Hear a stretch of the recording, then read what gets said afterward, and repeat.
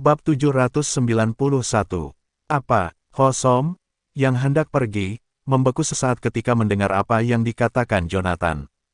Hosom melirik Jonathan dengan hati-hati. Apa yang kamu rencanakan? Tidak ada apa-apa. Jonathan terkekeh sambil menatap Hosom. Hosom, apakah kamu tidak ingin tahu harta misterius apa yang dimiliki Kuil Bazar? Jika saya mengalihkan perhatian semua pembudidaya di Kuil Bazar, tidakkah Anda dapat memasuki Kuil Bazar sesuka Anda dan menjelajahi tempat itu? Anda melihat diri Anda sebagai pencuri hebat, bukan?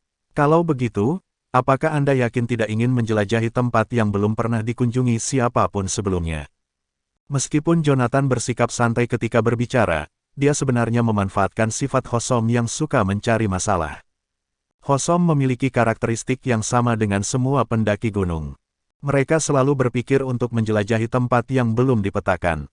Itulah Hosom. Ketika saya melihatnya mengeluarkan berlian yang dia curi dari patung Suboksia saat itu, saya langsung tahu bahwa dia tidak akan melepaskan kesempatan untuk menjelajahi Kuil Bazar jika ada kesempatan. Uang tidak berarti apa-apa bagi Hosom.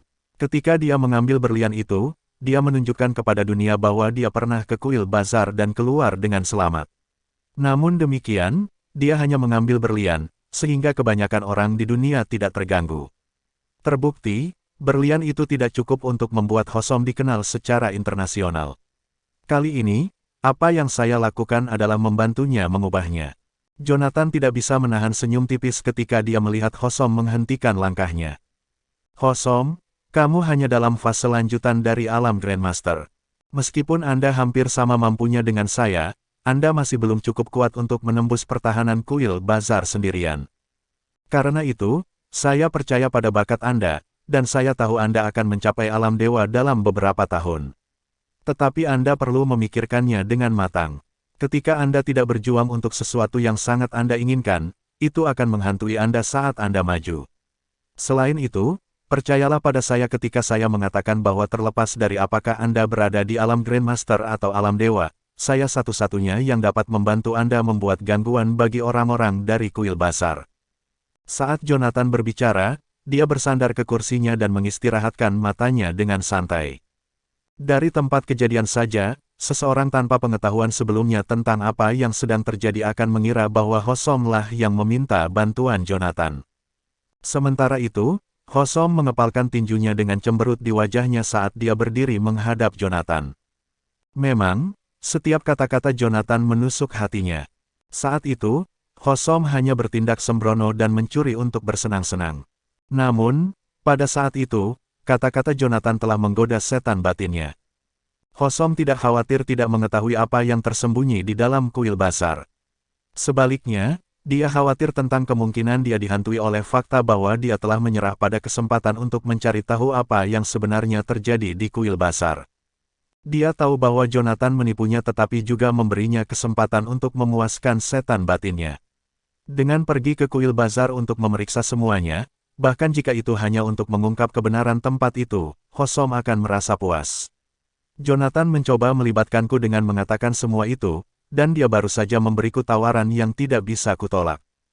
Hosom perlahan berbalik dan menatap Jonathan dengan tatapan dingin. Jonathan, kamu AB * start. Jonathan menjawab dengan tawa kecil dan bertanya, tapi aku tidak pernah mengatakan aku pria terhormat. Saya akui metode saya agak tercela. Namun, Anda tidak dapat menyangkal fakta bahwa, selain saya, tidak ada orang lain yang akan mempertaruhkan nyawanya dengan pergi ke Kuil Bazar bersama Anda, tambah Jonathan. Pada saat itu, Hosom menatap Jonathan dengan niat membunuh. Tak perlu dikatakan, Hosom sangat marah sehingga yang bisa dia pikirkan hanyalah membunuh Jonathan. Hosom butuh 1 menit untuk menenangkan diri sebelum berkata, kakek Prima tinggal di panti jompo di Krausain. Dia satu-satunya keluarganya. Prima memiliki identitas yang unik, namun kakeknya bukanlah seorang pendakwah. Oleh karena itu, membiarkannya tinggal di Kuil Bazar tidak mungkin dilakukan. Dia tidak punya pilihan selain mengunjunginya sebulan sekali. Krausain terletak di resor pegunungan dekat perbatasan Nyukave. Itu panti jompo terbaik di Nyukave, jadi semua orang di sana kaya atau berpengaruh. Saya menipu Prima di dekat panti jompo terakhir kali. Petik 2. Dengan itu, Hosom dengan santai mengeluarkan sebotol anggur dari lemari anggur di sebelahnya. Dia kemudian membuka botol dan menenggak anggur sebelum berkata, biasanya, Prima akan mengunjungi Krausain pada tanggal 15 setiap bulan. Itu lusa. Jika Anda ingin bergerak, Anda harus mengatur jebakan terlebih dahulu. Juga, saya punya saran untuk Anda. Sebelum apa yang saya lakukan, utusan ilahi yang melindungi Prima semuanya berada di alam Grandmaster dalam hal tingkat kultivasi. Sekarang, bagaimanapun, saya tidak yakin. Dia kemungkinan besar akan memiliki utusan ilahi dari fase lanjutan God Realm yang melindunginya sekarang. Setelah mendengar kata-kata itu, Jonathan menyalakan tablet yang dibawanya. Setelah mendengar kata-kata itu, Jonathan menyalakan tablet yang dibawanya. Tablet itu adalah salah satu perangkat komando tempur yang hanya dilengkapi oleh personel elit kantor Asura. Perangkat tersebut memiliki peta terperinci dari wilayah barat, Jetroina, Remdik, dan negara lawan lainnya. Jelas, peta itu hanya lebih jelas daripada kebanyakan peta satelit di pasar. Namun, itu memiliki salah satu fungsi pelacakan paling canggih yang tersedia. Setelah memperbesar, Jonathan akhirnya menemukan Krausain di peta. Hosom, Anda pasti tahu rute yang diambil Prima setiap kali dia pergi ke Krausain, kan? Perlihatkan pada saya. Jonathan menyerahkan tablet itu ke Hosom, dan Hosom selesai menandai dengan sangat cepat. Setelah mengembalikan tablet itu kepada Jonathan, Hosom berkata, saya telah melacak pergerakan mereka selama lebih dari 8 bulan, dan saya telah melihat mereka mengambil 5 rute berbeda. Namun, ada satu sisi jalan yang harus mereka lalui untuk mendaki gunung. Itu pilihan terbaikmu. Jonathan mengerutkan alisnya saat melihat jalan samping bernama Longevity Lane. Tidak, bahkan jika saya harus bertindak di sini dan menangkap Prima, saya tidak dapat memancing semua penjaga keluar dari kuil bazar dari lokasi ini. Jonathan kemudian melihat 5 rute yang digambar Hosom di peta dan berkata, rute terpendek dari kuil bazar ke Krausain lebih dari 30 km. Ada 4 utusan ilahi alam dewa di kuil bazar, kan? Paling-paling hanya 2 yang akan mengawal Prima. Jika saya menculik Prima di Krausain, akan terlalu jauh bagi utusan ilahi lainnya untuk meninggalkan kuil dan datang untuk menyelamatkannya. Kalau begitu, kamu tidak akan memiliki kesempatan untuk memasuki kuil. Jonathan tenggelam dalam pikirannya sambil melihat ke tablet. Melihat betapa ragu-ragunya Jonathan, Hosom mau tidak mau bertanya, Jonathan, ada sesuatu yang saya tidak tahu tidak begitu mengerti. Saya tahu Anda membuat segalanya lebih mudah bagi saya dengan memancing orang-orang itu keluar. Namun, apa gunanya bagi Anda? Jika saya memiliki tujuan yang sama dengan Anda, yaitu menangkap Prima, saya ingin dia tidak terlindungi. Jadi apa sebenarnya motifmu di sini? Bab 792. Pertanyaan Hosom sangat belak-belakan, namun itu juga inti masalahnya. Mengapa Jonathan melakukan ini? Jika kita mengikuti rencana yang dia usulkan sebelumnya, dia perlu memancing keempat utusan suci kuil bazar pergi selama seluruh proses penculikan untuk satu-satunya tujuan membantu saya masuk ke kuil. Itu sepenuhnya pengorbanan di pihaknya. Tapi mengingat hubungan kami, di mana dia bahkan menjebakku selama percakapan, itu jelas tidak masuk akal. Oleh karena itu, ia harus memiliki tujuan lain untuk melakukannya. Dengan alisnya yang menyatu dalam-dalam, dia mengamati Jonathan, mencoba untuk mendapatkan sesuatu dari mata yang terakhir. Sayangnya, usahanya terbukti sia-sia di penghujung hari. Mungkin tidak ada banyak perbedaan usia antara Jonathan dan Hosom, tetapi yang pertama terlalu mahir menyembunyikan emosinya. Bukannya dia licik, tapi dia benar-benar mengalami terlalu banyak selama beberapa tahun terakhir dia memegang otoritas atas kantor Asura. Padahal, status dan lingkungan seseorang bisa membentuk temperamennya. Jonathan selalu berada di depan badai, jadi dia sudah lama memupuk kebiasaan tetap tanpa ekspresi. Menatap Hosom di seberangnya, Jonathan ragu sejenak sebelum mengakui, tak perlu dikatakan, aku tidak akan membuka jalan untukmu dengan sia-sia, Hosom. Melihat bahwa saya akan memancing sebagian besar kekuatan kuil bazar pergi, saya ingin meminta bantuan dari Anda. Ketika Hosom mendengar bahwa pria itu ingin memanfaatkannya, dia menghela napas lega. Setelah lama berinteraksi dengan Jonathan, dia sudah akrab dengan karakter yang terakhir. Jika pria itu ingin menggunakannya, itu pasti akan bermanfaat bagi mereka berdua. Itu mungkin disertai dengan bahaya, tapi Jonathan pasti akan melindunginya jika terjadi sesuatu. Itu sudah terbukti saat Vikas menemukan Jonathan di Springwind saat itu. Pada saat itu, jika Hosom ada di posisinya, itu akan menjadi pilihan yang tidak perlu dipertanyakan lagi baginya untuk mengorbankan orang lain untuk menyelamatkan dirinya sendiri. Namun, Jonathan hanya melangkah maju tanpa menyebut sepatah kata pun tentang Hosom di dalam mobil. Dari situ saja, orang bisa mengatakan bahwa pria itu bisa dipercaya sebagai mitra kolaborasi terlepas dari kelicikannya.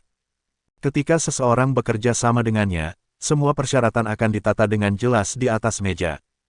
Jika seseorang berakhir dengan kekalahan atau ditipu, dia tidak akan menyalahkan siapapun kecuali dirinya sendiri. Dengan kata lain, bahkan jika itu berarti kematiannya, itu akan menjadi risiko yang dia ambil dengan sadar. Sebaliknya, jika Jonathan dengan tersenyum memberitahu Hosom bahwa dia membantunya tanpa syarat, itu akan sangat mencurigakan. Jonathan mempelajari Hosom di depannya. Selanjutnya, dia mengalihkan pandangannya keluar jendela ke patung Suboksia yang berdiri tegak di langit malam, jatuh ke dalam kontemplasi sunyi. Menurut informasimu, pasti akan ada utusan dewa di sisi Prima. Meskipun saya tidak pernah melakukan kontak dengan utusan ilahi di wilayah barat, mereka yang dapat mencapai posisi seperti itu pasti akan lebih unggul dari para pembudidaya biasa di alam dewa dalam satu atau lain cara. Karena itu, saya rasa saya mungkin belum tentu dapat melenyapkan bahkan satu atau dua dari mereka jika saya berhadapan dengan mereka atau menculik Prima. Kalau begitu, mengapa kamu menyarankan rencana seperti itu?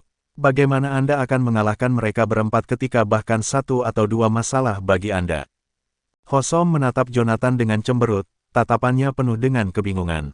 Menurutnya, rencana pria itu sama saja dengan mendekati kematian. Tanpa diduga, Jonathan menyeringai lebar padanya. Itu sebabnya aku butuh kerja samamu. Begitu kata-kata itu terdengar, Hosom benar-benar terpana. Menunjuk dirinya sendiri, Hosom bertanya, Berhentilah bercanda denganku. Saya hanya seorang kultivator dari alam Grandmaster. Apa yang bisa saya lakukan untuk membantu Anda?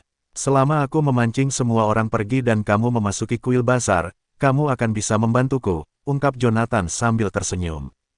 Setelah itu, dia menambahkan, jangan lupakan ini, Hosom, aku mungkin tidak bisa membunuh mereka dalam waktu dekat, tapi hal yang sama berlaku untuk mereka. Selama saya bisa menunda mereka, Anda bisa menyelinap ke kuil. Yang dibutuhkan hanyalah api. Sambil mengatakan itu, dia mengeluarkan benda magis yang merupakan tongkat api dan menjentikkannya dengan ringan. Dalam sekejap, api seukuran kepalan tangan muncul di udara. Melalui kobaran api, patung Suboksia raksasa di luar jendela kaca tampak membakar Hosom. Kamu ingin membakar kuil bazar? Dia bertanya dengan suara bergetar. Memikirkan hal itu saja membuatnya berkeringat dingin. Bagaimanapun, kuil bazar adalah kuil pusat dari semua penganut Suboksia di seluruh wilayah barat. Faktanya, itu bisa dianggap sebagai tempat suci bagi populasi 1,3 miliar orang di wilayah barat sampai batas tertentu. Tidak peduli seberapa sulit diaturnya Hosom, dia hanya ingin mencuri sesuatu untuk kesenangannya. Membakar tempat ibadah suci wilayah barat adalah sesuatu yang tidak pernah berani dia bayangkan. Jonathan, jika kamu benar-benar berani membakar. Pada saat itu, Hosom masih merendahkan suaranya meski tahu tidak ada orang di sekitar mereka saat dia melanjutkan, kamu benar-benar bermain api di sini. Jika Anda berani merusak kuil bazar, seluruh populasi di seluruh wilayah barat yang mencapai lebih dari 1 miliar akan meminta kematian Anda. Apakah menurutmu mereka tidak akan menargetkanku jika aku tidak melakukan itu? Pada akhirnya, wilayah barat akan berperang dengan Canaya. Kami sudah berada di pihak yang berlawanan, jadi mengapa begitu khawatir? Jonathan menyeringai. Menyadari bahwa Hosom masih goyah, Jonathan mengulurkan tangan dan melingkarkan lengannya di bahu pria itu. Sebenarnya, sobat, masalah ini sangat sederhana. Aku akan memancing mereka keluar. Kemudian, Anda bisa menyelinap masuk dan membakar dengan menggunakan jimat. Ketika api menyebar, Anda sudah lama melarikan diri. Selain itu, api juga akan mengalihkan perhatian para utusan ilahi. Saat itu, saya bisa menangkap Prima secara langsung dan mendapatkan penawarnya. Anda akan meninggalkan warisan di kalangan pencuri internasional, sedangkan saya akan mendapatkan penawarnya untuk menyelamatkan teman saya. Bukankah itu yang terbaik dari kedua dunia? Jadi, apakah kita sepakat? Tanyanya, menggoda Hosom tanpa henti. Hosom merengut pada Jonathan, yang semuanya tersenyum, ekspresinya gelap seperti guntur. Saya orang yang sangat pengertian. Jika Anda mengatakan tidak, kami akan melupakannya, jawab Jonathan sambil tersenyum. Dan apa konsekuensinya? Hosom bertanya dengan gigi terkatup. Aku akan membunuhmu. Kami punya kesepakatan. Pada akhirnya, Jonathan dan Hosom mencapai kesepakatan dalam suasana yang menyenangkan. Langkah selanjutnya adalah membuat jimat yang akan digunakan rencana. Tapi kemudian, bahan yang dibutuhkan tidak semudah itu didapat. Karena tidak ada jalan lain, Jonathan hanya bisa menghubungi Kaga. Kali ini, Kaga membawa kedua pria itu ke daerah kumuh di timur Nyukave. Apa sebenarnya itu situasi di wilayah barat? Mengapa ada daerah kumuh di setiap kota? Dengan bau busuk di sekelilingnya, Hosom mencubit hidungnya saat menyuarakan pertanyaan itu. Dengan permen lollipop di mulutnya, Kaga memutar matanya ke arahnya. Wilayah barat mempraktikkan sistem kasta. Setiap kelas melakukan tugas yang berbeda. Ketika seseorang berkuasa, yang lain harus bekerja. Dengan demikian, perkampungan kumuh ini umumnya disiapkan untuk mereka yang berasal dari kelas bawah. Saya membawa Anda ke pusat pertukaran bawah tanah terbesar di Nyukave hari ini. Abis masuk nanti tinggal bilang apa aja yang mau dibeli. Jangan membuat percakapan acak. Ini sangat merepotkan jika Anda melanggar aturan di sini. Petik 2. Bab 793. Saat Jonathan memasuki daerah kumuh, dia merasakan sesuatu yang salah dengan tempat itu.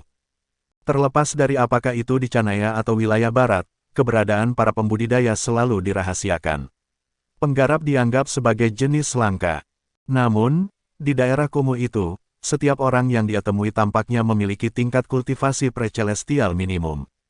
Bahkan orang tua dengan penampilan tidak mengesankan di usia 70-an dan 80-an memiliki sedikit energi spiritual. Saat dia berjalan, Jonathan mulai berpikir dia sedang membayangkan sesuatu. Seolah-olah pembudidaya adalah tipe orang yang paling umum di tempat itu. Mereka semua menatap Jonathan dengan tatapan tajam seperti serigala lapar yang sedang memilih mangsanya. Jika Kaga tidak memimpin dan terus-menerus memamerkan energi spiritualnya untuk menangkis orang-orang ini, Jonathan dan Hosom pasti sudah diserang. Kaga, sebenarnya tempat apa ini? Hosom tidak bisa menahan rasa ingin tahunya. Ini Derumur, jawab Kaga santai. Jika kita menghitung berdasarkan kepadatan populasi, Derumur mungkin memiliki kepadatan pembudidaya tertinggi. Seperti yang Anda lihat, semua orang di sini dari segala usia adalah seorang kultivator. Fenomena ini seharusnya berhubungan dengan tempat yang kita tuju sekarang. Saat Kaga berbicara, dia membawa keduanya ke pintu masuk sebuah bar. Kami bertiga, kami anggota premium, teriak Kaga kepada gadis muda yang berdiri di pintu masuk sambil mengeluarkan kartu hitam dari sakunya. Gadis muda itu mengambil kartu itu dan melihatnya dengan cepat. Dia kemudian menoleh ke bagian dalam bar. 3 pelanggan tetap. Gadis muda itu berteriak dalam bahasa utama wilayah barat setelah mengembalikan kartu itu ke Kaga. Jonathan melirik Hosom, yang memiliki ekspresi bingung di wajahnya. Kaga memberi isyarat kepada mereka untuk masuk ke bar dan mengikuti seorang pria kekar. Kamu tidak perlu memahami situasi sebenarnya dari tempat ini. Hanya berkonsentrasi pada pembelian Anda. Adapun pembudidaya tingkat rendah yang Anda lihat di luar, mereka adalah hasil dari pusat pertukaran ini. Pada tahun 1920-an, seseorang menciptakan pasar gelap bawah tanah berskala besar di sini di mana pengungkapan identitas seseorang tidak diperlukan. Barang-barang yang dijual di sini sebagian besar bersumber dari cara-cara kotor seperti merampok dan menjarah. Pendiri membebankan komisi untuk setiap transaksi untuk memastikan semua orang dapat berdagang dengan aman di pusat pertukaran. Seiring bertambahnya jumlah transaksi, pusat pertukaran yang tidak dikenal ini juga bertambah besar dan reputasinya. Kaga kemudian mulai menjelaskan latar belakang tempat ini. Namun, beberapa pembudidaya mengalami kesulitan berkembang di tempat ini karena barang mereka tidak terlalu berharga. Karena itu, mereka terpaksa mendirikan kios di luar. Kejahatan kekerasan kemudian hampir menjadi urusan sehari-hari di sini, mengingat pembeli dan penjual adalah penjahat dalam satu atau lain cara. Oleh karena itu, seiring waktu, jemaah pembudidaya di sini meningkat, dan manusia dibunuh atau diusir. Setelah lebih dari 100 tahun pembangunan, tempat ini kemudian menjadi seperti sekarang ini. Saat Jonathan dan Hosom mendengarkan Kaga, mereka mencapai lift. Setelah pria kekar menekan tombol dan pintu lift terbuka, Jonathan tiba-tiba merasakan gelombang energi spiritual yang kuat. Mata Hosom terbelalak saat melihat bagian dalam lift. Interiornya sangat besar, itu dapat dengan nyaman menampung 20 hingga 30 orang yang berdiri. Bagian dalam lift dihiasi dengan pola dan ukiran yang mempesona. Seorang manusia akan terpesona oleh kerumitan pola-pola ini, tetapi Jonathan dan yang lainnya dapat merasakan garis-garis aneh di dalam pola-pola itu. Energi spiritual yang kuat mengalir di dalam garis-garis ini. Ini adalah formasi portal. Jonathan melangkah ke lift dan mengangkat tangan kirinya untuk menyentuh garis ketika Kaga meraih pergelangan tangannya. "Jangan sentuh itu," kata Kaga. Jonathan memandang Kaga dan mengikuti pandangannya ke arah pintu lift, tempat pria kekar itu berdiri sambil memegang pedang. Dia tampak siap untuk menggunakannya seandainya Jonathan menyentuh garis. "Kami tahu aturannya," Kaga terkekeh setelah berbicara dengan pria kekar itu. Pria kekar itu menyingkirkan pedangnya dan melemparkan 3 topeng hitam ke arah mereka. "Kamu sebaiknya tidak mendapat masalah. Yang terbaik untuk semua orang adalah Anda berperilaku." Kaga mengambil topeng itu dan membagikannya kepada Jonathan dan Hosom. Meletakkannya di, "Kami akan diteleportasi." Jonathan meletakkan topeng di tangannya dan mencoba menerapkan indera spiritualnya. Saat itulah dia menemukan topeng itu ditutupi dengan zat unik yang sepenuhnya dapat menghalangi indera spiritual dan energi spiritualnya. "Masker ini terbuat dari bahan apa? Bagaimana itu bisa menghalangi indera spiritual?" Hosom berseru kaget setelah memakai topeng. "Goldstein, cepat, lihat aku. Bisakah Anda memeriksa wajah saya di balik topeng ini?" Hosom berseru kaget setelah memakai topeng. "Goldstein, cepat, lihat aku. Bisakah Anda memeriksa wajah saya di balik topeng ini?"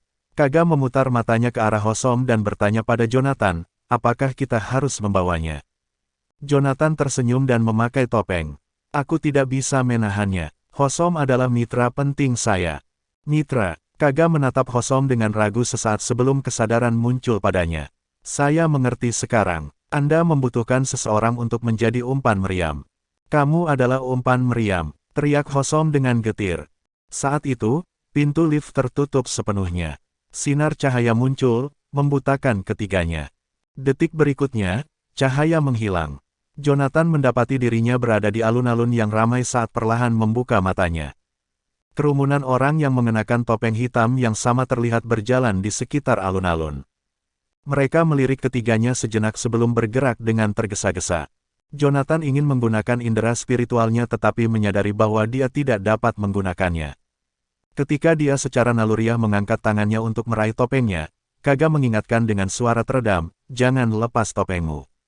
Topeng ini dibuat untuk memblokir rasa spiritual untuk mencegah orang memeriksa kami dan sebaliknya. Ini adalah bentuk penyembunyian diri yang membantu menurunkan ancaman terhadap orang lain. Kalian menyatakan perang terhadap para member di sini jika kalian melepas topeng kalian," jelas Kaga. Jonathan perlahan menjauhkan tangannya dari wajahnya setelah mendengar apa yang dikatakan Kaga. Pada saat itu, Hosom mencibir, "Saya kira satu-satunya cara untuk melindungi identitas seseorang adalah dengan secara mendasar membatasi para pembudidaya untuk membaca orang lain." Hosom mengamati lalu lintas manusia yang lewat di sekitarnya. "Maksudmu aku tidak bisa mengidentifikasi seseorang dari ciri fisik lainnya? Misalnya, ukuran tubuh atau lainnya?" Hosom belum selesai berbicara ketika seorang pria bertopeng berjubah hitam mendekati mereka. "Halo teman-teman, izinkan saya memperkenalkan Anda pada jubah ajaib yang dapat membuat Anda tidak terlihat." Ketika Jonathan menundukkan kepalanya, dia bisa melihat orang pendek yang tingginya hanya sekitar 150 meter membungkuk di samping ketiga orang itu. Dia juga memperhatikan beberapa jubah hitam tersampir di lengan orang itu. "Apakah ada sesuatu yang istimewa tentang jubah ini?" Hosom bertanya, melangkah maju sambil tersenyum. Orang itu dengan cepat menggelengkan kepalanya. "Tidak ada yang spesial. Topeng yang Anda miliki dapat menghalangi indera spiritual, tetapi pakaian yang saya jual hanya dapat menghalangi penglihatan seseorang." Hosom kemudian mempelajari pedagang bungkuk itu, memperhatikan bahwa dia semakin berkembang selama bertahun-tahun menilai dari seberapa lambat dia bergerak. "Kamu benar-benar orang tua yang jujur. Dalam hal ini, saya ingin memiliki 3 dari itu." Saat Hosom berbicara, dia mengulurkan tangan untuk mengambil jubah itu. Kaga langsung mengambil belati dan melemparkannya ke udara. "Aku akan mengabulkan permintaan kematianmu sekarang." Meskipun matanya adalah satu-satunya bagian yang terlihat tentang dirinya, niat membunuh Kaga terlihat jelas. Saat pria bungkuk bertopeng itu menyadari perilaku Kaga, dia membeku dan dengan cepat menjauhkan jubah di lengannya. Setelah sedikit membungkuk pada Kaga, sosok bungkuk itu perlahan berdiri tegak, merentangkan kakinya yang tersembunyi di balik celananya yang longgar. Saat itulah mereka menyadari bahwa orang itu sebenarnya tingginya lebih dari 190 cm, yang mengejutkan. Pelanggan biasa, begitu. Maafkan saya atas gangguan itu. Dengan mengatakan itu, orang itu berbalik dan menghilang ke kerumunan dalam sekejap. Mata Hosom terbelalak saat dia menatap tempat di depannya dengan kaget. Apa, bos? Dia bahkan tidak tahu bagaimana menggambarkan perasaannya.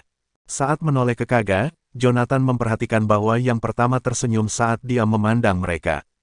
Mereka adalah bagian dari organisasi di sini, menjual jubah hitam dengan mengeksploitasi keinginan para pemula untuk menyembunyikan identitas mereka. Tidak ada yang buruk, sejujurnya, tapi jubah hitam itu seperti suar cahaya. Siapapun yang melihatnya akan mencoba menipu Anda sampai Anda tidak punya apa-apa lagi. Selain itu, jika mereka menyadari bahwa tingkat kultivasi Anda rendah, mereka akan membuntuti Anda dan menjebak Anda. Itu sebabnya aku bilang pada kalian untuk tidak mengatakan apapun di sini tanpa memikirkannya, jelas Kaga sebelum memimpin keduanya masuk. Dengar, kalian berdua, ini adalah tanah tanpa hukum. Semua orang di sini adalah pemburu, juga binatang buas. Jika Anda tidak ingin ada orang yang mencari masalah dengan Anda, tunjukkan taring Anda dan buat mereka takut pada Anda. Jonathan dan Hosom mengikuti Kaga dan berjalan selama belasan menit sebelum mereka sampai di sebuah taman. Kaga kemudian memberitahu mereka bahwa taman itu adalah pusat dari area rahasia di wilayah tersebut. Semua pembudidaya yang ingin menjual barang-barang mereka dapat mengklaim tempat mereka sendiri di sana untuk menjual produk mereka. Tidak ada yang akan bertanya dari mana produk itu berasal atau milik siapa, mereka hanya akan meminta harga. Dengan kata lain, ini adalah tempat yang tepat bagi para pembudidaya untuk menjual produk yang mereka dapatkan secara ilegal. Ada banyak hal di sini. Saya khawatir ini adalah satu-satunya tempat di wilayah barat Anda dapat menemukan bahan yang Anda butuhkan untuk jimat Anda, kata Kaga kepada Jonathan, yang sedang melihat kedua jalan tak berujung yang mengapit taman yang dipenuhi dengan bilik. Ada yang memajang barang-barang mereka di atas kain putih, dan ada yang menyiapkan meja. Beberapa memiliki spanduk, dan beberapa bahkan membuat benda magis mereka melayang di udara untuk dilihat orang lain. Anehnya, ada berbagai macam barang dan bahan magis yang dipamerkan, membuat taman itu tampak seperti pasar biasa. Benda-benda ini adalah benda-benda magis, kan? Beberapa bahkan merupakan senjata spiritual, mengapa jumlahnya begitu banyak? Hosom melihat sekelilingnya dengan kaget. Sebagai pencuri ulung, Hosom telah mencari-cari harta berharga di seluruh dunia. Dia selalu berpikir bahwa harta dan bahan berharga itu sangat langka. Namun, dia sekarang disuguhi pemandangan di mana harta dan barang-barang itu hanya selusin sepeser pun.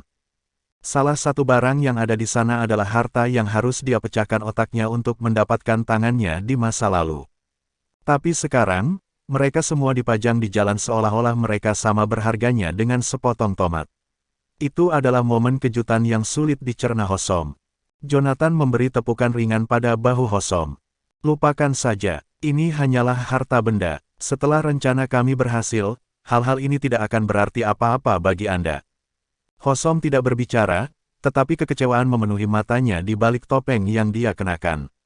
Dia selalu sangat gembira setiap kali dia mencuri sesuatu yang baik. Sekarang, dia tahu bahwa hal-hal yang dia lihat sebagai harta bisa saja menjadi sampah orang lain. Mungkin karena saya tidak kaya, kata Hosom sambil tertawa mencela diri sendiri. Saat itu, Kaga sudah berbicara dengan orang di sampingnya. Hei, kamu dapat menemukan hal-hal yang kamu inginkan di dalam. Jonathan dan yang lainnya kemudian berjalan lebih jauh sampai mereka berhenti di depan pohon beringin besar. Di depan Jonathan ada sangkar raksasa, dan di sudut sangkar ada seorang gadis meringkuk, yang mengenakan karung sebagai pakaian. Tatapan Jonathan ada di lehernya, karena ada rantai logam mengkilap di sekelilingnya. Di samping gadis itu ada mayat kambing yang membusuk, dan bekas gigi kambing itu jelas bekas gigi manusia. Tanpa ragu, gadis itu diperlakukan seperti binatang. Tidak seperti Jonathan, Kaga tidak terganggu. Dia bahkan tidak melirik kandang itu lagi saat dia berjalan mengelilinginya. "Tuan, saya ingin membeli kertas jimat," kata Kaga kepada lelaki tua yang sedang tidur itu. Pria tua itu berbeda dari yang lain. Dia tidak memakai topeng, dan dia memiliki botol anggur di tangannya. Tidaklah sulit untuk berasumsi bahwa dia sedang tertidur lelap karena rona merah yang tidak wajar di wajahnya. Kaga kemudian memanggil pria tua itu beberapa kali lagi, namun pria tua itu tetap tidak sadarkan diri. Sepertinya dia sudah mati tertidur dan tidak akan bangun dalam waktu dekat. "Kaga, biarkan aku," kata Jonathan sambil menepuk pundak Kaga. Kaga menoleh ke Jonathan, hanya untuk melihat ada belati di tangan Jonathan. "Apa yang sedang Anda coba lakukan?" Kaga bertanya dengan dingin. "Tidak ada apa-apa, aku hanya berusaha membangunkannya," jawab Jonathan sambil mencibir. Dengan memutar pergelangan tangannya, belati di tangannya berubah menjadi seberkas cahaya hitam yang menusuk wajah pria tua itu. "Denting," terdengar suara lembut, teriak Kaga, tapi belati itu tersangkut di antara jari-jari lelaki tua itu. "Belati yang bagus," kata lelaki tua itu, kualitas suaranya yang tidak jelas seolah-olah dia sedang tidur. "Tapi aku tidak membutuhkannya, jadi kamu bisa mendapatkannya kembali." Tepat saat lelaki tua itu mengucapkan itu, belati itu menghilang. Kaga berbalik untuk melihat Jonathan dan melihat bahwa Jonathan sudah meraih belati. Meski belati telah dihentikan, energi dari belati itu masih mengalir menuju topeng Jonathan. Topeng itu hancur berkeping-keping dan jatuh, memperlihatkan wajah Jonathan. Pria tua itu melebarkan matanya sedikit saat melihat Jonathan. Seorang Canayan, menakjubkan. Bab 795. Tutupi wajahmu. Kaga melemparkan sapu tangan ajaib ke wajah Jonathan. Identitas Jonathan terlalu istimewa. Dia telah menyebabkan insiden besar di Springwind. Ledakan rudal khusus saja telah menyebabkan ratusan ribu orang kehilangan nyawa dan mempengaruhi lebih dari 1 juta orang. Setelah peristiwa bencana seperti itu, 3 Raja Dewa lainnya di wilayah barat, kecuali Amil yang keberadaannya tidak diketahui, semuanya bergerak. Jonathan telah menjadi musuh semua orang. Jika dia dikenali oleh seseorang saat itu, hidup mereka mungkin dalam bahaya. Namun, Jonathan tidak terpengaruh. Saat energi spiritual di tangannya mengalir, Jonathan mengulurkan tangan untuk melepas sapu tangan dan menyerahkannya kembali ke Kaga. Jonathan memandang pria tua itu dan memutar tangannya untuk menyimpan belati. "Tuan, energi fisik Anda telah menargetkan saya saat saya muncul di sini." "Mengapa? Anda tahu saya. Kamu adalah Asura yang terkenal. Bagaimana mungkin aku tidak mengenalmu?" Pria tua itu duduk, dan tubuhnya yang kendur dan lembek memberi kesan bahwa dia tidak memiliki energi spiritual sama sekali. Namun, Jonathan tidak tertipu oleh apa yang dilihatnya. Dia bisa merasakan aura berbahaya keluar dari pria itu. "Tingkat kultivasi pria tua ini lebih tinggi dariku." Sesaat kemudian, Jonathan menarik indera spiritualnya dan memanggil bel tangan perunggu yang aneh dengan jentikan tangannya. Dia siap untuk melindungi 2 individu di sampingnya dengan sedikit pun bahaya. Saat topeng Jonathan hancur, dia bisa langsung merasakan aura berbahaya pria tua itu. Namun, indera spiritual Hosom terhalang oleh topeng hitam yang dia kenakan, dan dia tidak bisa merasakan bahaya apapun. "Orang tua, beraninya kamu." Hosom perlu melampiaskannya, karena dia sangat terpukul melihat benda-benda magis yang menyebar dari sebelumnya. Namun, sebelum dia bisa menyelesaikan kalimatnya, tubuhnya dilumpuhkan oleh energi spiritual yang luar biasa. Itu adalah medan kekuatan energi spiritual. Jonathan benar-benar menyegel tubuh Hosom dan dengan paksa menyeret serta melindungi yang terakhir di belakangnya. Hanya dalam sepersekian detik, Jonathan sudah merasakan bahwa energi fisik lelaki tua itu menargetkan Hosom. Hosom jelas bukan tandingan seorang kultivator yang tingkat kultivasinya di atas Jonathan. Apalagi, karena lelaki tua itu berhasil mengenalinya, Jonathan menganggap bahwa dia juga bukan kultivator biasa. Setelah ragu sejenak, Jonathan meletakkan tangannya di depan dadanya dan menyapa pria tua itu dengan hormat. "Tuan, karena Anda telah mengenali saya, maka saya tidak lagi menyembunyikan apapun. Aku ingin tahu apa yang membuatmu membawaku ke sini." Alis Kaga tersentak saat dia mendengar apa yang dikatakan Jonathan. Lokasi ini diungkapkan kepadanya oleh informannya sendiri. Bagaimana mungkin pria tua itu membawa Jonathan ke sini? Kaga tidak bisa tidak meragukan informannya. Saat itu, Jonathan sudah mengobrol dengan pria tua itu, dan Kaga merasa tidak tepat untuk campur tangan. Oleh karena itu, dia hanya bisa menghilangkan keraguannya. Di bawah pohon beringin, lelaki tua itu perlahan bangkit. Jonathan, aku sudah menunggumu hampir sehari. Jika Anda tidak muncul, saya harus pergi dan menemukan Anda sendiri, kata lelaki tua itu sambil menguap. Bukankah kamu ingin membakar kuil Bazar? Nah, apakah Anda akan berhasil atau tidak tergantung pada kinerja Anda hari ini? Ekspresi Jonathan dan dua lainnya berubah drastis begitu mereka mendengarnya. Jonathan dan Hosom takut orang lain akan mengetahui rencana mereka. Adapun Kaga, dia tidak menyangka bahwa Jonathan akan mempertimbangkan untuk melakukan sesuatu yang gila. Kamu sudah gila, Jonathan. Pada saat itu, Kaga tidak peduli tentang hal lain dan berteriak padanya, apakah kamu ingin membeli jimat hari ini karena itu? Anda mendorong kami ke dalam perangkap maut. Pelankan suaramu, kata Hosom sambil menarik Kaga. Jika rencana mereka terungkap, orang-orang di dekatnya saja bisa mencabik-cabik mereka. Jonathan melirik kedua individu yang gelisah itu dan meyakinkan mereka, jangan khawatir.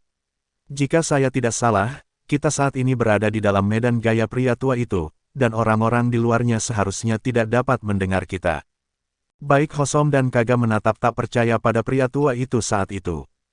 Jonathan tidak berbicara tentang medan gaya energi spiritual.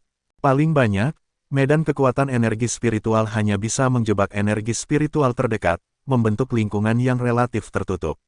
Namun, itu tidak akan bisa menghentikan transmisi suara. Hanya medan gaya prinsip yang mampu melakukannya. Itu hanya bisa berarti bahwa lelaki tua itu telah mencapai alam ilahi. Dia adalah salah satu dewa raja. Hosom dan Kaga secara tidak sadar mengambil posisi bertahan tepat ketika mereka menyadari siapa pria tua itu. Namun, mereka segera santai dan lengah. Lagi pula, di hadapan Raja Dewa, pembelaan mereka sama sekali tidak berarti. Mata Jonathan dipenuhi dengan ketegangan saat dia melihat pria tua di depannya itu sekali lagi. Tuan, bagaimana Anda tahu tentang rencana saya? Kamu tidak perlu meragukan dua orang yang berdiri di sampingmu, jawab lelaki tua itu sambil menatap Hosom dan Kaga. Setelah keluar dari Springwind, aku memperhatikan setiap gerakanmu. Meskipun saya bukan maha kuasa atau maha tahu, saya memiliki sarana untuk mencari tahu tentang hal-hal ini, kata lelaki tua itu sambil tertawa kecil. Aku tahu kamu membutuhkan jimat. Ini, ambil ini, kamu bisa membakar seluruh kuil Bazar dengan ini. Pria tua itu membuang seikat jimat. Jonathan memindai bungkusan itu dengan indera spiritualnya dan menyadari setidaknya ada 3.000 keping.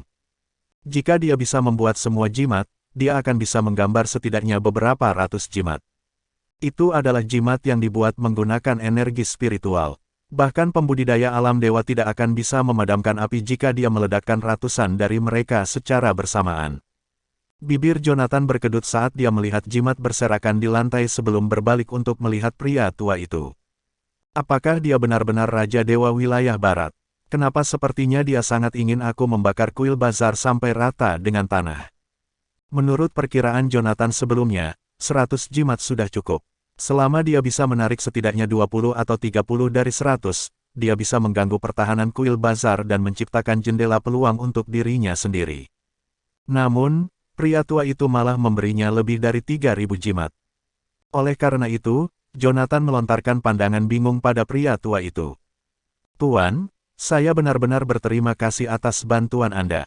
Jika ada yang bisa saya lakukan untuk membalas kebaikan Anda, jangan ragu untuk memberi tahu saya. Saya bersedia berusaha keras untuk memenuhi permintaan apapun yang mungkin Anda miliki, kata Jonathan. Pria tua itu tertawa terbahak-bahak mendengar kata-katanya. Kau cukup menarik, anak nakal. Kau tidak takut sama sekali bahkan setelah mengetahui aku telah mengawasimu. Dan sekarang kau malah berbicara manis di depanku, kata pria tua itu. Saat dia berbicara, dia menunjuk ke sangkar baja di depannya. Apa yang saya ingin Anda lakukan sangat sederhana. Bawa gadis ini ke patung Seboksia di kuil Bazar. Jonathan menoleh untuk melihat gadis kecil yang tertidur lelap. Apakah itu semuanya? Ya, kata pria tua itu dengan riang. Besok, saat kalian bergerak, aku akan membantu kalian dengan menahan utusan dewa. Yang perlu Anda lakukan hanyalah membawa gadis itu ke patung Seboksia. Tentu saja, Anda dapat memilih untuk menolak permintaan ini, ucap pria tua itu. Yah, selama kamu mampu menahan konsekuensi menolakku. Bab 796. Jonathan merasakan kepalanya berdenyut setelah mendengar apa yang dikatakan lelaki tua itu. Menolak permintaan kultivator alam dewa tidak berbeda dengan menandatangani surat kematian seseorang. Mengapa dia tidak bisa memberitahu saya bahwa itu tidak bisa dinegosiasikan? Apa gunanya berbelit-belit? Terlepas dari betapa sedihnya Jonathan, dia tidak berani menunjukkannya di wajahnya. Sebenarnya, dia lupa bagaimana dia meninggalkan Laurin dan Hosom tanpa pilihan juga. Itu hanyalah pola pikir individu yang tangguh. Mereka akan memberi Anda kebebasan memilih, tetapi hanya akan ada satu pilihan untuk dipilih.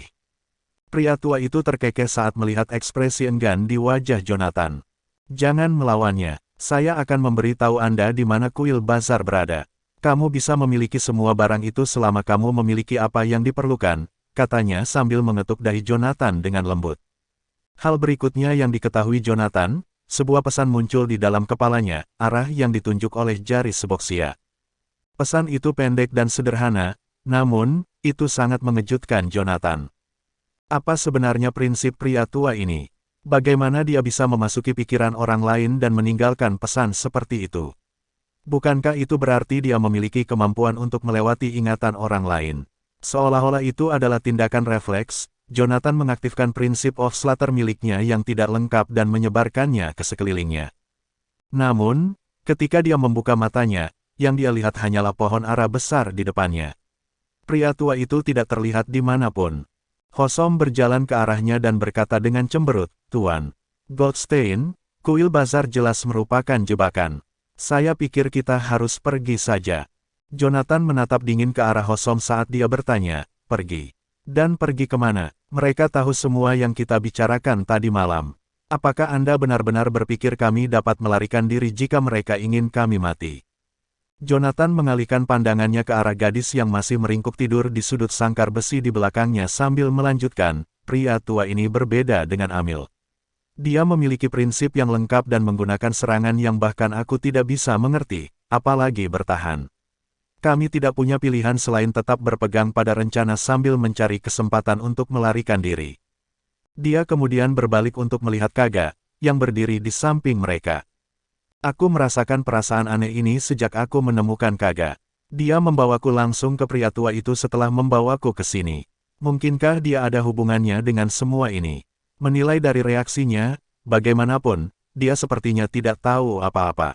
"Selain itu, kami melawan orang-orang yang telah mencapai alam dewa.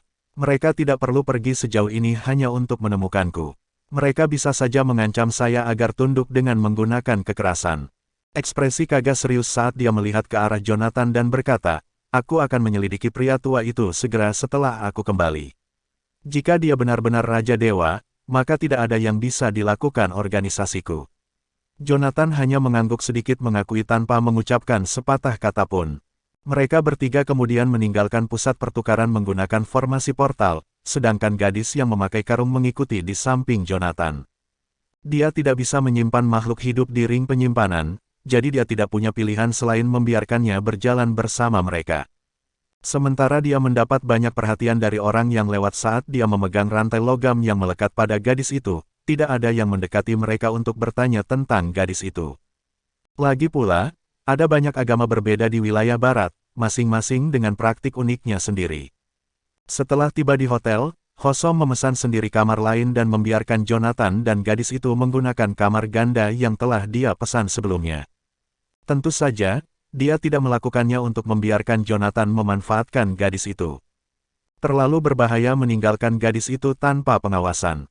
Jonathan telah mencoba membuka rantai untuk melepaskan gadis itu kembali di pusat pertukaran.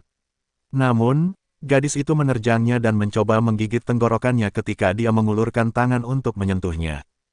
Tingkat kultivasinya berada di fase lanjutan dari alam dewa, dan dia menyerangnya dengan keganasan binatang buas.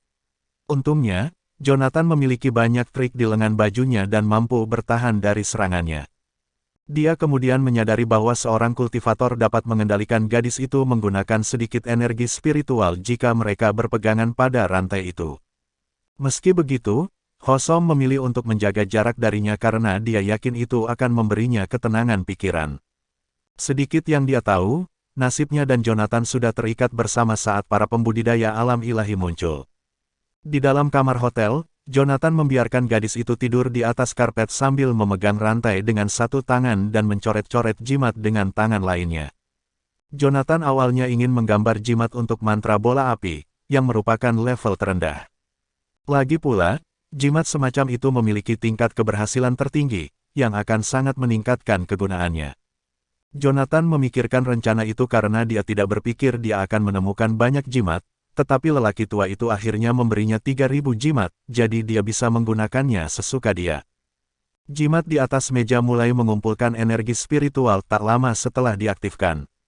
Setelah mencapai titik tertentu, itu meledak menjadi bola api yang sangat besar. Bang! Jonathan sedikit mengepalkan tangan kanannya saat dia meneriakkan, segel jiwa. Sekelompok energi spiritual murni terbentuk dan menyelimuti bola api sampai benar-benar padam. Energi spiritual terasa seperti angin sepoi-sepoi yang hangat saat menyebar di dalam ruangan, tidak meninggalkan jejak apapun. Jonathan telah menggambar 300 jimat pada saat itu, tetapi tidak satu pun yang berhasil. Awalnya, dia bahkan berpikir untuk menggambar beberapa jimat peledak tingkat tinggi tetapi menyerah setelah gagal lebih dari 100 kali. Dia kemudian mencoba menggambar jimat bola api tingkat rendah sebagai gantinya, hanya untuk dikalahkan oleh kenyataan pahit lagi. Menurut catatan teknik naga suci kuno, bahkan seseorang yang tidak memiliki pengetahuan sebelumnya tentang jimat akan memiliki peluang 10% untuk berhasil dalam menciptakan jimat bola api dari tingkat terendah. Jonathan, bagaimanapun, belum berhasil membuat satu pun bahkan setelah lebih dari 180 percobaan gagal. Terlepas dari sikap tenang dan sabarnya yang biasa, dia kehilangan kesabaran dan berseru dengan frustrasi, F***. Apa aku benar-benar tidak mampu? Dia kemudian menggunakan energi spiritualnya untuk membawa jimat ke arahnya dan menuliskan mantra untuk jimat bola api di atasnya, hanya untuk membuatnya terbakar lagi. Dia kemudian dengan cepat mengulurkan tangannya dan mengepalkan tinjunya untuk memadamkan api dengan energi spiritual. Setelah itu, dia mengeluarkan jimat baru dan hendak mencoba menggambar yang lain ketika sesuatu menarik rantai di tangan kirinya, menariknya kehilangan keseimbangan. Hai, kemana kamu pergi? Dia berteriak sementara gadis itu menyeretnya ke jendela. Gadis itu hanya berdiri di samping jendela dan mengarahkan pandangannya ke jendela yang jaraknya puluhan meter dari mereka. Saat Jonathan mengikuti pandangannya, dia melihat lampu padam di salah satu jendela di kejauhan. Kilatan ganas terbentuk di matanya ketika dia mencoba menyelidikinya menggunakan akal spiritual. Hah? Aku tidak bisa melihat apa yang ada di dalam ruangan itu karena dilindungi oleh susunan misterius. Bab 797. Raut wajah Jonathan berubah suram saat menyadari ada yang memata-matai dirinya. Meskipun mungkin baginya untuk menutupi radius hingga beberapa ratus meter dengan indera spiritualnya, untuk melakukannya akan membutuhkan energi yang sangat besar. Sekuat apapun Jonathan, tidak mungkin baginya untuk memindai sekelilingnya sepanjang waktu. Siapapun yang telah menyiapkan susunan misterius sebelumnya untuk menyembunyikan auranya akan dapat menghindari deteksi selama tidak ada fluktuasi energi spiritual. Jadi, begitulah cara mereka mendengarkan percakapan saya dengan Hosom kemarin. Saya mungkin bukan agen spionase profesional, tapi saya tahu satu atau dua hal tentang taktik yang mereka gunakan untuk mengumpulkan informasi. Ruangan itu hanya berjarak puluhan meter, sehingga mereka dapat dengan mudah menguping kami dengan menggunakan beberapa peralatan berteknologi tinggi. Aku bertanya-tanya apakah orang-orang di ruangan itu ada di pihak lelaki tua itu atau di pihak Kaga. Kaga mungkin mengklaim berada di pihakku, tapi kami berada di wilayah barat sekarang. Jika dia dapat menjual informasi kepada saya tentang orang lain, dia juga dapat dengan mudah menjual informasi saya kepada orang lain.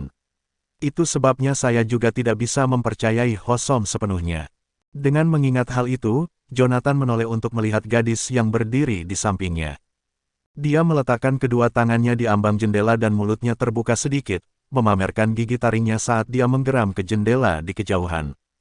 Seandainya Jonathan tidak menahannya dengan berpegangan pada rantai, dia mungkin akan melompat keluar jendela dan menyerang orang-orang yang memata-matai mereka. Saya pikir saya berhati-hati, tetapi gadis ini jauh lebih waspada dan sadar daripada saya. Apakah dia bahkan manusia, seorang kultivator alam ilahi, yang memelihara seorang gadis seliar binatang buas, ingin aku membawanya ke kuil basar? Apakah ada semacam rahasia yang tidak saya ketahui di sini? Saat dia meningkatkan jumlah energi spiritual di tangannya, gelombang listrik terbentuk pada rantai dan menyebabkan permusuhan di mata gadis itu menghilang. Hanya dalam hitungan detik, gadis itu telah kembali ke keadaan seperti zombie dengan ekspresi kosong di wajahnya. Jonathan membawa gadis itu kembali ke meja dan membunyikan bel tangan perunggu di atas kepalanya, menyebabkan cahaya keemasan menyelimuti mereka berdua sepenuhnya. Bel tangan perunggu itu bisa menghalangi energi mental, jadi dia pikir itu tidak akan menjadi masalah menghalangi peralatan pengawasan juga. Saat Jonathan mengaktifkan bel tangan perunggu, siluet merah dirinya dan gadis itu menghilang di layar kaca di kamar hotel yang jaraknya puluhan meter. Kami tidak dapat mendeteksinya melalui pencitraan termal, dan kami juga tidak dapat mendengarnya. Orang ini pasti memiliki beberapa trik mewah di lengan bajunya. Ada dua pembudidaya rilem Grandmaster berdiri di samping Kaga dengan tangan di belakang punggung. Haruskah kita terus memata-matai dia, Mes Kaga? Salah satu dari mereka bertanya. Kaga melambai padanya sambil tersenyum. Tidak, Jonathan harus tahu apa yang harus dilakukan jika dia tidak mengambil tindakan apapun setelah menemukan kita. God King tidak akan menyalahkan kita jika kita pergi sekarang. Dimengerti, kata dua pembudidaya alam Grandmaster dengan membungkuk hormat. Sementara itu, Jonathan menatap kosong ke jimat di mejanya. Dia sudah setengah jalan ketika gadis itu menyeretnya ke jendela tadi. Itu adalah satu-satunya jimat yang tidak dia hancurkan setelah mencobanya selama 5 jam. Jonathan terkejut saat mengetahui bahwa garis energi spiritual pada jimat itu tidak transparan. Setelah diperiksa lebih dekat, dia melihat jimat itu tidak meledak karena dia tidak menyelesaikan simbolnya sebelumnya. Jonathan kemudian mengambil sikat energi spiritualnya dan perlahan melanjutkan menggambar jimat itu. Bang! Jimat itu meledak dalam api saat dia selesai menggambar, memaksanya untuk menghancurkannya seperti yang lainnya. Jengkel, dia melemparkan sikat energi spiritual ke samping dan merosot lemah ke kursinya. Pada tingkat ini, saya akan berakhir menggunakan semua 3000 jimat tanpa menghasilkan satu pun jimat bola api. Saya tidak akan dapat melaksanakan rencana saya kecuali saya membakar kuil besar. Apakah ini benar-benar akhir bagiku? Jonathan menatap kosong pada sikat spiritual di tangannya ketika dia memikirkan sesuatu. Semua jimat itu meledak karena rusak. Tunggu sebentar, aku tahu. Saya bisa membuat jimat yang rusak. Jimat yang rusak akan meledak karena energi spiritual yang tidak stabil mengalir melaluinya.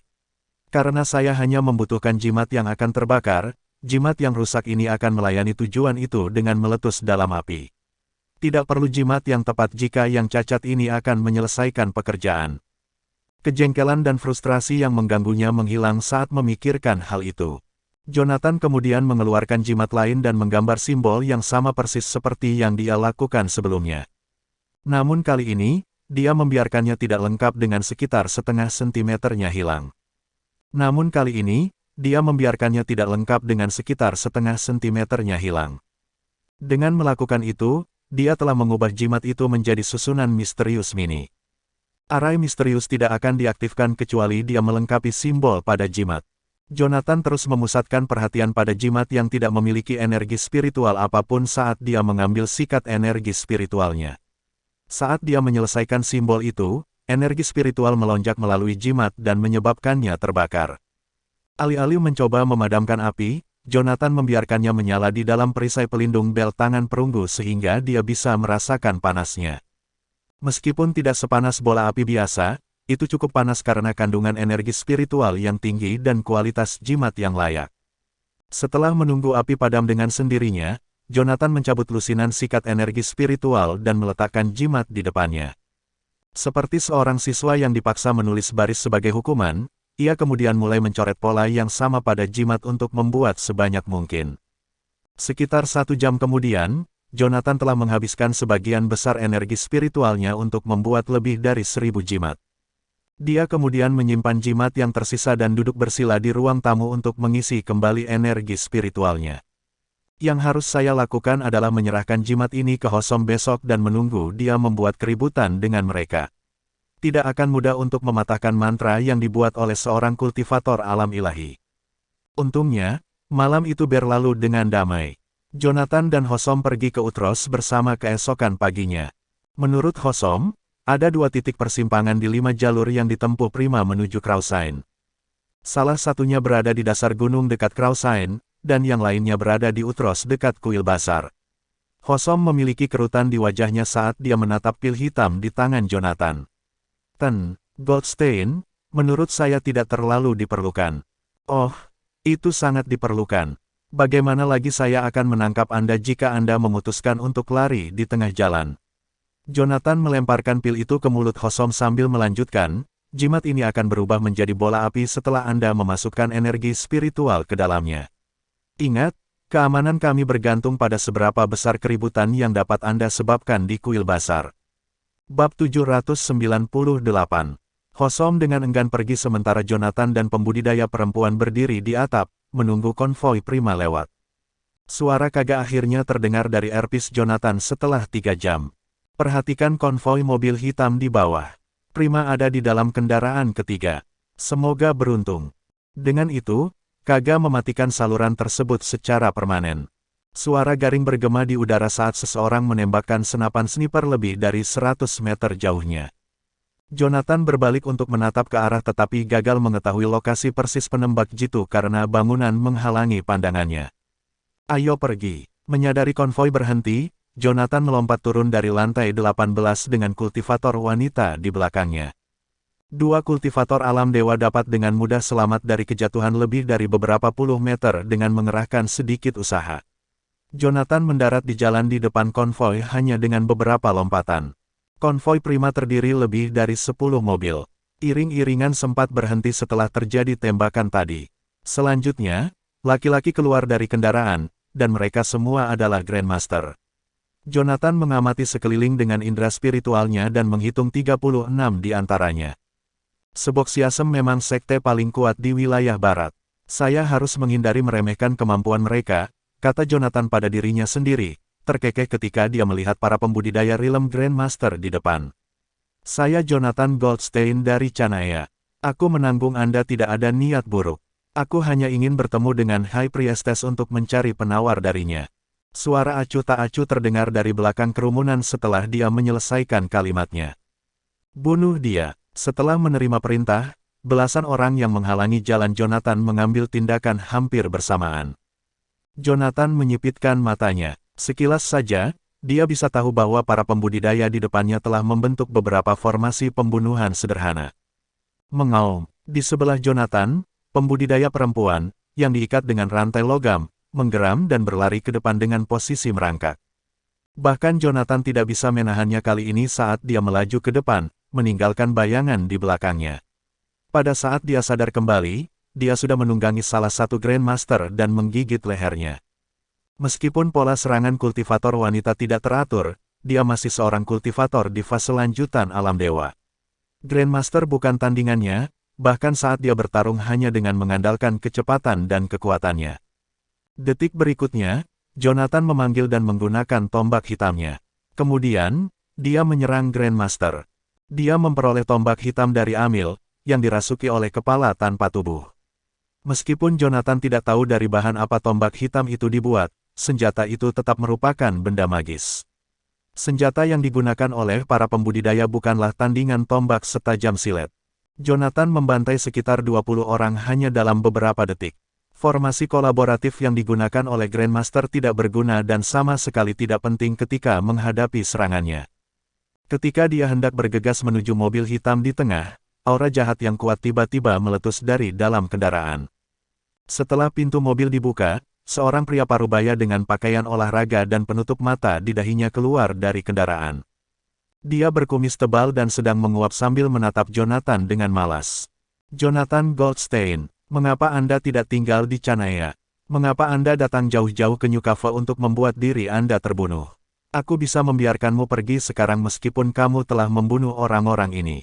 Jika Anda pergi sekarang, anggota Seboxiasm tidak akan mempersulit Anda. Canayan pria parubaya itu tidak fasih, tapi itu tidak menghalangi Jonathan untuk memahami apa yang dia katakan. Namun demikian, bahkan setelah mendengarkan itu, Jonathan tetap tidak bergerak sambil memegang tombaknya, menolak untuk pergi. Aku punya permintaan sederhana. Jika pendeta tinggi Seboxiasm bersedia menyerahkan penawarnya kepada saya, saya akan segera pergi dan tidak akan membuat Anda kesulitan. Kamu tidak memenuhi syarat untuk bernegosiasi denganku di wilayah barat. Pria parubaya itu mengucapkan pengunduran diri sambil meregangkan anggota tubuhnya. Saya telah memberi Anda kesempatan, tetapi Anda tidak menghargainya. Kalau begitu, kamu akan mati. Dengan itu, belati tiba-tiba muncul di hadapan Jonathan. Dentang, sebuah cahaya keemasan melintas. Belati memantul dan kembali ke tangan pria parubaya itu. Apakah itu kekuatan spatial prinsip? Jonathan menatap pria parubaya itu dengan sangat tidak percaya. Belati itu muncul di depanku tanpa peringatan. Tetap saja, peluang untuk bertemu prinsip tingkat tinggi seperti prinsip spasial secara berurutan terlalu kecil. Pada saat yang sama, pria parubaya yang memegang belati itu akhirnya berubah serius saat dia menyipitkan matanya ke arah Jonathan. Aku bertanya-tanya mengapa tidak ada yang bisa membunuhmu. Sekarang saya tahu itu karena Anda dilengkapi dengan peralatan pelindung tingkat harta karun roh. Aku, Lakar, akan melenyapkanmu hari ini. Entah kenapa, rasa bahaya muncul di benak Jonathan. Sebelum dia bisa bereaksi, Lakar sudah mendekatinya sambil memegang pisau. Dia sangat cepat. Tumbukan hebat menghantam tubuh Jonathan, dan dia kembali terlempar ke belakang setelah ditusuk oleh belati. Meskipun dia hanya terkena belati satu kali, Jonathan merasa seperti sebuah truk menabraknya secara langsung. Dorongan untuk memuntahkan darah melonjak dalam dirinya, tetapi dia berhasil menekannya dengan mengandalkan teknik naga suci kuno yang perkasa. Ini bukan prinsip spasial, itu pasti ada hubungannya dengan kecepatannya. Warna mengering dari wajah Jonathan saat dia mengingat bagaimana sosok Lakar telah mendekatinya bahkan sebelum muncul di depan matanya. Saya hanya melihat gerakan berkecepatan tinggi yang tak terlihat seperti ini di Josel di alam rahasia di Gunung Sumerbang. Namun, Josel adalah binatang purba, jadi akal sehat tidak berlaku untuknya. Tanpa diduga, saya menyaksikan kecepatan yang menakutkan ini lagi hari ini di seorang kultivator alam dewa seperti saya. Apakah dia hampir mencapai alam ilahi? Jonathan melepas penghalang pelindung yang diberikan kepadanya oleh bel tangan perunggu. Kemudian, dia memperluas indera spiritualnya seperti gelombang pasang untuk mengisi medan gaya radius 100 meter di sekelilingnya. Selama dia tidak menggunakan spatial prinsip, dia akan meninggalkan jejak di medan kekuatan indera spiritualku tidak peduli seberapa cepat dia. Saya akan memiliki cukup waktu untuk bereaksi bahkan jika saya hanya menerima umpan balik yang tidak jelas. Lakar berdiri di depan kendaraan hitam itu dan dengan lembut membuat gerakan menggenggam dengan tangannya di udara. Medan kekuatan indera spiritual, bahkan jika kamu dapat mendeteksi gerakanku dengan indera spiritualmu, itu tidak berarti kamu dapat melindungi dari seranganku. Lakar menghilang di tempat setelah mengatakan itu. Jonathan menutup matanya dan merasakan garis hitam melintas di medan kekuatan indera spiritualnya dan tiba di hadapannya. Pergi, teriak Jonathan. Dia melepaskan rasa spiritualnya yang berubah menjadi panah tak terlihat, meluncurkannya ke depan. Saat ujung pedang Lakar dan tombak hitam Jonathan beradu, Lakar berlari melewati Jonathan dan menabrak toko di samping jalan. Jonathan tidak pernah berniat untuk menghadapi Lakar secara langsung. Pepatah kuno di Canaya menyebut kecepatan sebagai bentuk seni bela diri yang paling kuat dan tak terkalahkan. Jika seorang seniman bela diri dapat mencapai keunggulan mutlak dalam kecepatan, seniman bela diri itu tidak akan terkalahkan. Meskipun Jonathan dapat dengan paksa meningkatkan kemampuannya untuk berduel dengan Lakar, menyingkirkan Lakar bukanlah tujuannya hari itu. Sebaliknya, dia mencoba untuk memancing semua utusan dewa dari kuil besar. Dia melompat dan dengan cepat menusukkan tombak hitamnya ke mobil hitam yang terlindungi dengan baik yang terjepit di tengah konvoi. Ledakan, atap mobil meledak. Memegang ujung tombak, Jonathan terus menyalurkan energi spiritualnya. Seorang gadis berusia sekitar 18 atau 19 tahun sedang duduk di kursi belakang. Meski ada keributan, dia dengan tenang tersenyum pada Jonathan sambil meraih ujung tombak. Jonathan, kamu adalah orang pertama yang berani bersikap kasar saat meminta penawar racun dariku. Bab 799. Prima, ekspresi Jonathan berubah drastis ketika dia merasakan kekuatan luar biasa datang dari tangannya. Pelacur itu, Hosom, telah menjebakku. Saat dia jungkir balik mundur, pikiran pertama Jonathan adalah bahwa Hosom telah menipunya. Ketika sebelumnya dia bertanya kepada Hosom tentang kekuatan Prima, Hosom memberitahunya bahwa Prima hanya berada di fase lanjutan dari alam Grandmaster. Penjelasannya masuk akal. Kalau tidak, Hosom mengingat tingkat kultivasinya, tidak akan bisa memainkan peran ksatria berbaju zirah saat itu. Namun kini, Prima mampu mencegat tombak Jonathan hanya dengan satu tangan. Meskipun Jonathan tidak menyerang dengan kekuatan penuh, cara dia dengan mudah menangani serangannya datang sebagai kebangkitan yang kasar. Selain itu, dia tidak mendeteksi tanda-tanda pergerakan energi spiritual setelah memindainya dengan indera spiritualnya. Apakah dia menyerang binatang purba? Pandangan muram muncul di mata Jonathan saat dia mendarat di sebuah bas di dekatnya. Tiba-tiba, serangkaian suara keras terdengar saat Lakar dengan kikuk keluar dari reruntuhan. Serangan diam-diam, orang Canayan benar-benar licik. Lakar meremut pada Jonathan. Serangan indera spiritual yang tiba-tiba sebelumnya telah mendatangkan malapetaka pada pikirannya. Jika Jonathan menindaklanjuti dengan serangan lain, Lakar akan tersingkir. Meskipun Lakar telah berusaha mati-matian untuk menenangkan indera spiritualnya, dia masih menderita luka dalam yang mengerikan akibat benturan tadi. Sementara itu, pembudidaya wanita yang diikat dengan rantai logam telah menggigit arteri pembudidaya Rilem Grandmaster terakhir. Oleh karena itu, satu-satunya yang tersisa di medan perang adalah alam dewa dan di atasnya. Pada saat itu, bau darah yang menyengat memenuhi udara. Kaga, ada apa dengan Prima? Jonathan menggonggong ke earphone-nya. Dia mendasarkan rencananya pada intelijen yang dia terima sebelumnya. Menurut informasi, dia berencana untuk memancing keempat utusan dewa keluar dari kuil bazar dengan mengancam nyawa Prima. Sayangnya, ternyata tingkat kultivasi Prima sangat tinggi. Bahkan jika Jonathan berusaha sekuat tenaga, dia tetap tidak akan menjadi ancaman baginya. Akibatnya, rencananya untuk memancing 3 utusan dewa yang tersisa telah digagalkan. Dengan mereka di dalam, Hosom tidak akan memiliki kesempatan untuk menyusup ke dalam kuil untuk menjalankan misinya. Akibatnya, Jonathan tidak akan bisa mengendalikan Prima jika dia tidak bisa menyalakan api di belakang kuil. Itu akan mencegahnya mendapatkan penawarnya, menyebabkan seluruh rencana gagal. Mati, Jonathan. Lakar meraung saat dia menyerang Jonathan dalam sekejap. Segera setelah Afterimage-nya tergores, Lakar tersingkir oleh Afterimage yang berbeda. Di tengah dentang rantai, Jonathan terkejut melihat bahwa itu adalah gadis tanpa nama.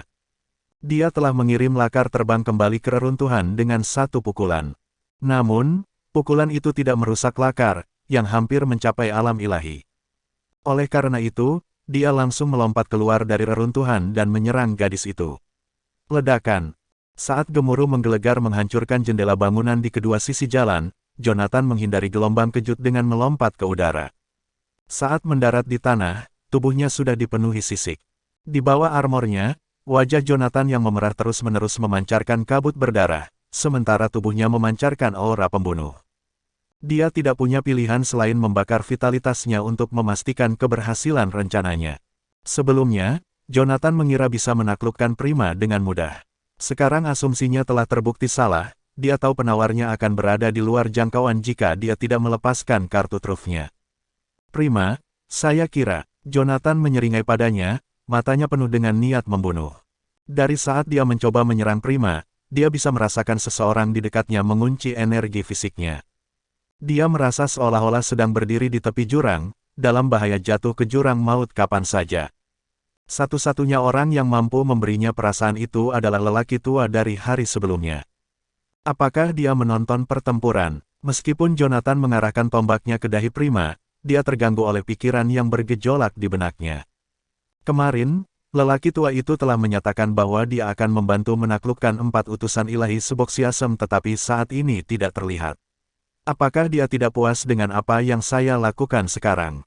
Dengan pemikiran itu, Jonathan membuang keraguannya dan mengayunkan tombak di tangannya, mengarahkannya tepat ke wajah Prima. Penghinaan, bentaknya. Tangannya mulai bersinar dengan cahaya putih lembut saat dia berusaha mencegat tombaknya. Merusak. Dengan memutar pergelangan tangannya, tombak hitam Jonathan berputar dan berubah arah menuju dada Prima.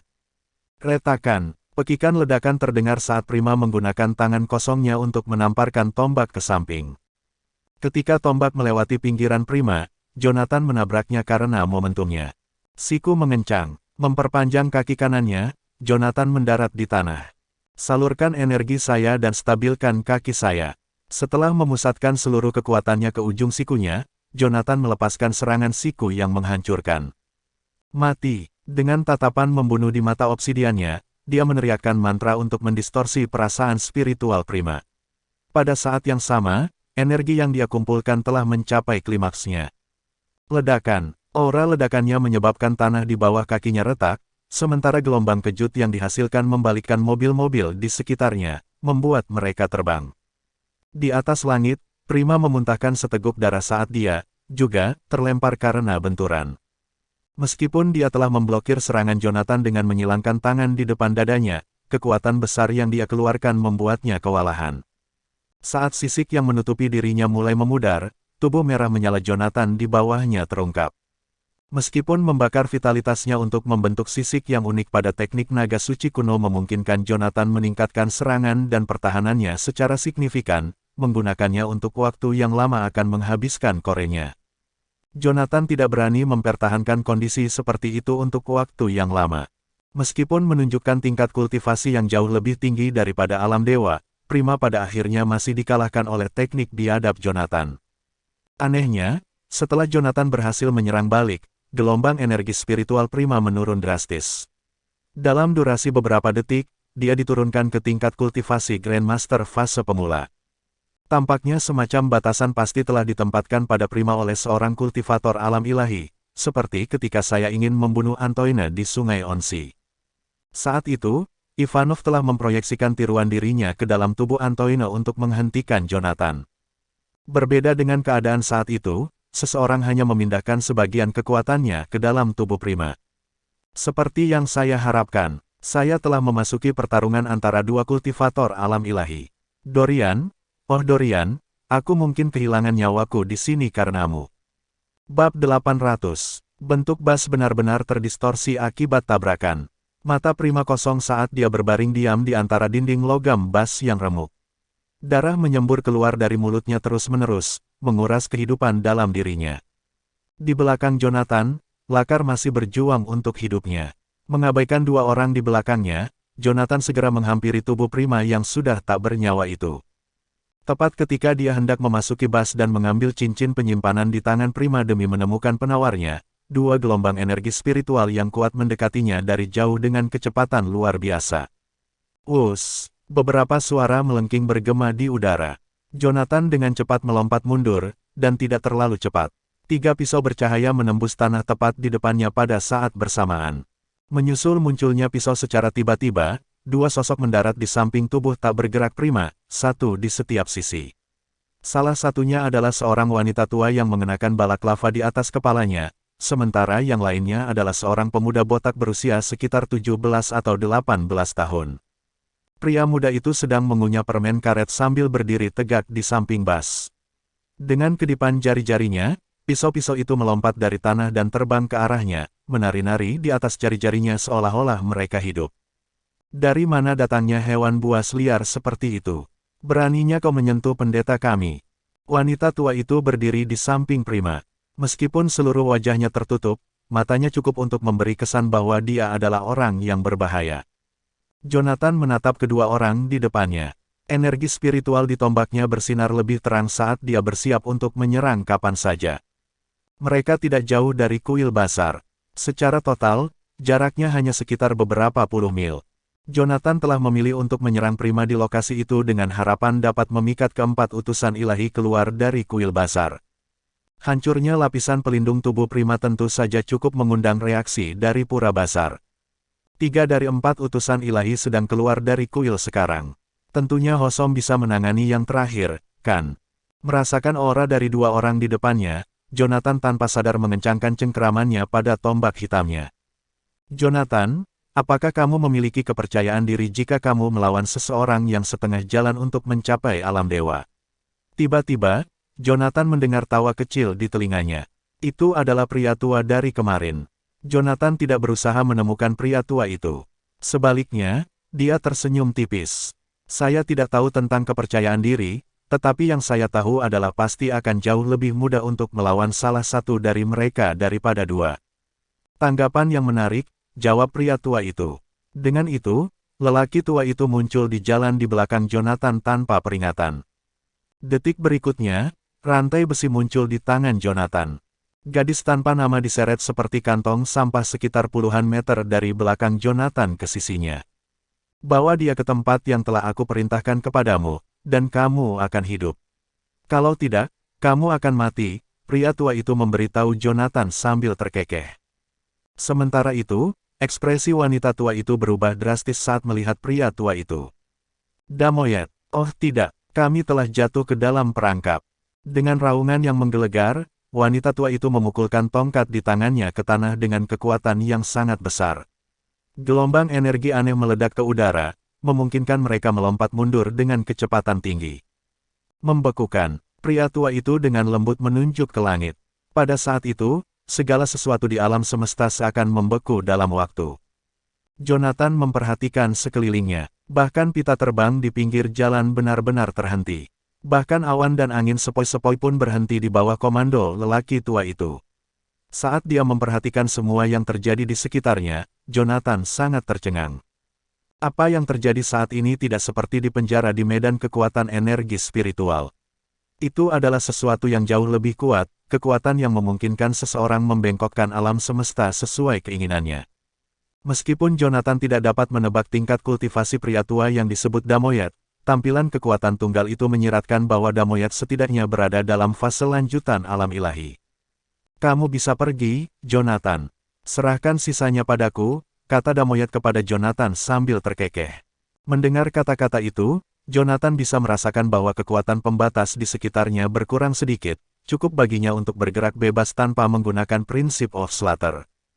Menjangkau gadis itu, Jonathan mengangkatnya ke dalam pelukannya sebelum berjalan keluar dari medan gaya Damoyed. Jonathan, penawar yang kamu cari ada di harta karun Suboksia. Jika Anda ingin menyelamatkannya, Anda tahu apa yang harus dilakukan. Suara Damoyed terdengar lagi, menghentikan langkah Jonathan. Jangan khawatir, aku akan menindaklanjuti dengan apa yang telah aku janjikan padamu. Saya harap Anda menepati janji Anda juga. Setelah saya menyelesaikan tugas yang Anda berikan kepada saya harus diizinkan meninggalkan wilayah barat. Tepat setelah kata-kata itu keluar dari mulutnya, Jonathan melesat pergi. Sosoknya kabur oleh kecepatan dia bergerak. Adapun 3 utusan ilahi di belakangnya, mereka menyerang Damoyed seolah-olah mereka sudah gila. Adapun 3 utusan ilahi di belakangnya, mereka menyerang Damoyed seolah-olah mereka sudah gila. Sementara itu, di salah satu alun-alun di luar kuil bazar, Hosom sedang bersandar di kursi dan menatap langit dengan ekspresi muram.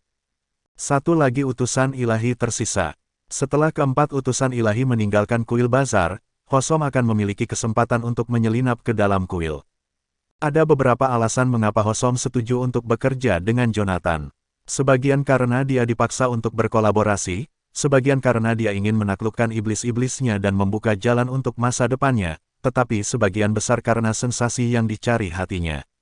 Ada banyak tempat terlarang di seluruh dunia untuk pencuri, dan kuil bazar jelas merupakan salah satu hotspot yang diimpikan oleh semua pencuri untuk ditaklukkan. Kuil itu adalah gudang yang dilindungi oleh lebih dari 1 miliar warga. Hosom merasa sangat menyesal karena tidak menemukan rahasia apapun saat terakhir kali dia menyelinap ke dalam kuil. Kuil bazar dijaga ketat. Jika bukan karena seseorang yang tak kenal takut seperti Jonathan yang membujuk utusan ilahi keluar dari kuil, Hosom tidak akan pernah memiliki kesempatan untuk memasuki kuil lagi. Melihat jimat di tangannya, Hosom merasakan detak jantungnya melambat. Setelah utusan ilahi terakhir keluar dari kuil, saya akhirnya bisa menemukan rahasia apa yang ada di dalam kuil bazar. Saat Hosom tenggelam dalam pikirannya, gelombang energi spiritual mendekatinya dengan kecepatan tinggi. Mencambuk kepalanya ke arah energi, dia melihat sosok mendekat dari atas gedung. Dari jarak puluhan meter, sosok itu melompat ke udara dan mendarat dengan keras di depannya dengan bunyi gedebuk. Jonathan, Hosom melebarkan matanya karena terkejut sebelum berseru pada Jonathan, apa yang kamu lakukan di sini? Bukankah seharusnya kamu menundukkan ketiga utusan dewa? Tundukkan, My Asterisks. Jonathan menurunkan tubuh wanita itu dari pelukannya dan menatap patung raksasa di kuil bazar dengan ekspresi gelap. Hosom Hoffman, jika bukan karena aku bisa merasakan auramu, aku akan mengira kau pembohong. Tahukah Anda bahwa tingkat kultivasi dari keempat utusan ilahi dan pendeta wanita prima jauh lebih maju daripada yang Anda beritahukan kepada saya? Bagaimana mungkin? Tanya Hosom, tercengang. Bagaimana itu tidak mungkin? Jonathan menembakkan belati ke arah Hosom. Prima bisa menangkis serangan saya hanya dengan satu tangan. Jika bukan karena fakta bahwa saya memiliki banyak trik di lengan baju saya pasti sudah mati sekarang. Bersambung.